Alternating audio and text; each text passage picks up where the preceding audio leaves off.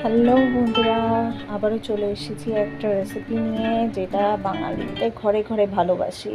সেটা হচ্ছে ইলিশ মাছ। যেমন কি তোমরা দেখতেই পাচ্ছ, এখানে আমি ইলিশ মাছ নিয়ে নিয়েছি। সাথে আমি এটাকে আজকে যত ভাপা করব, তো সেই কারণে আমি এখানে সর্ষে, পোস্ত, তার নারকোল আর হচ্ছে কাঁচা লঙ্কা আমি নিয়ে নিয়েছি। এবার আমি এগুলো সব একটা মিক্সারের মধ্যে নিয়ে আমি এটাকে একদম ফাইন পেস্ট করব। যেমন কি তোমরা দেখতেই পাচ্ছ, এই যে আমার পেস্ট একদম রেডি। একদম মিহি করে পেস্ট করেছি, যেহেতু আমি আজকে ইলিশ মাছটা ভাপা করব, তো সেই কারণে। আর এই যে ইলিশ মাছের মধ্যে আমি পেস্টটা দিয়ে দেবো। আমি সব পেস্টটা দেবো না, অর্ধেকটা দিয়েছি, অর্ধেকটা আমি রেখে দিয়েছি। আর তারপরে আমি একটু নুন দিলাম, একটু হলুদ দিয়েছি, আর সাথে আমি দিয়ে দেবো হচ্ছে জিরে গুঁড়ো। তারপরে আমি এর মধ্যে দিয়ে দেবো হচ্ছে কাঁচা লঙ্কা, একটু ফাটিয়ে ফাটিয়ে আমি দিচ্ছি কাঁচা লঙ্কাগুলো। আর আমি তার সাথে দিয়ে দেবো হচ্ছে সর্ষের তেল। এবার আমি এটাকে ভালো করে ম্যারিনেট করে নেব। ম্যারিনেট করে নেওয়ার পরে এটাকে ভালোভাবে যখন এটা ম্যারিনেট হয়ে যাবে, আমি একটুখানি এটাকে সাইডে আমি রেখে দেবো, একটুখানি চাপা দিয়ে। এবার আমি রেডি করে নেব হচ্ছে কড়ার মধ্যে একটুখানি নুন দিয়ে দিয়েছি। তারপরে আমি সর্ষের তেল দিয়ে দিলাম। তেল গরম হতেই আমি কালো জিরে দিয়ে দিয়েছি। একটু ভালো করে কালো জিরেটা পোড়া পোড়া হয়ে গেলেই তারপরেই আমি এবার আস্তে আস্তে আমি মাছগুলো দিতে থাকবো।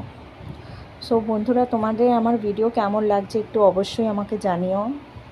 আর ইলিশ মাছ কার কার ফেভারিট সেটাও অবশ্যই আমাকে কমেন্ট করে জানিও। আর তোমরা ইলিশ মাছ কীভাবে খেতে ভালোবাসো, কে কেমনভাবে রান্না করো, একটু অবশ্যই আমাকে সেটা কমেন্ট করে জানাবে। আমার একটু ভাপাটাই বেশি ভালো লাগে খেতে। আদার্স আরও ভালো লাগে, যেমন কচু দিয়েও ভালো লাগে রান্না, তারপরে বেগুন দিয়েও ভালো লাগে খেতে। অনেকভাবেই আমি খেয়েছি, আমার শাশুড়ি মেয়ে অনেকভাবেই রান্না করে ইলিশ মাছ। তো সেই কারণেই আমার ভাপাটাই আমি ভালোবাসি।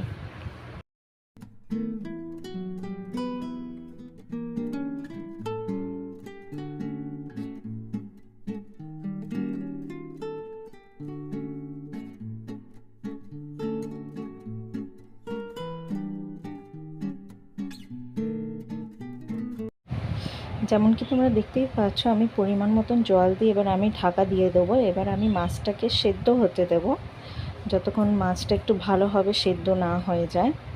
আমি একবার ঢাকনা খুলে আমি চেক করছি শুধু যে মাছটা কতটা সেদ্ধ হয়েছে। তো মাছটা এখনও সেদ্ধ হওয়া বাকি রয়েছে। এবার আমি আবারও ঢাকনা দিয়ে আমি আবার ঢাকনাটা আবার খানিকক্ষণ রাখার পরে আমি খুলে দেখছি যে মাছটা কতটা সেদ্ধ হয়েছে। জলটা এখনও হালকা শুকানো বাকি রয়েছে। আমি আস্তে করে আমি মাছগুলো একটু নেড়ে দেব, একদম আলতু হাতে, যাতে মাছগুলো না ভেঙে যায়। যেহেতু আমি মাছটা কাঁচা দিয়েছি, সেগুলো ওই জন্য মাছটা ভাঙার সম্ভাবনা একটু বেশিই থাকে। এখানে দেখতে পাচ্ছ জল শুকিয়ে গেছে। এবার আমি এর ওপর দিয়ে আমি একটু দই দিয়ে দেবো। দই দিয়ে এবার আমি আস্তের ওপরে ওই দইয়ের জল দিয়ে দিলাম একটু বাটি করে ধুয়ে। এবার আমি আলতু হাতে এটাকে আমি একটু ভালো করে নেড়ে নেব।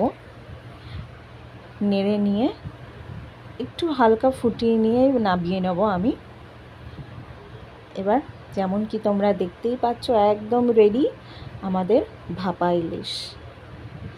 দেখতে কত লোভনীয় লাগছে, দেখুন তো কালারটা কি সুন্দর লাগছে। মনে হচ্ছে না এখনই গরম ভাত নিয়ে একদম বসে যাই।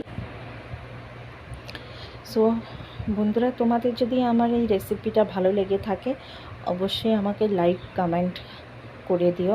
আর যদি আমার ভিডিও তোমাদের ভালো লেগে থাকে একটু অবশ্যই শেয়ার করে দিও। আবারও আসবো একটা নতুন রেসিপি নিয়ে। সো আজকের মতন ভ্লগটা আমি এখানেই শেষ করলাম।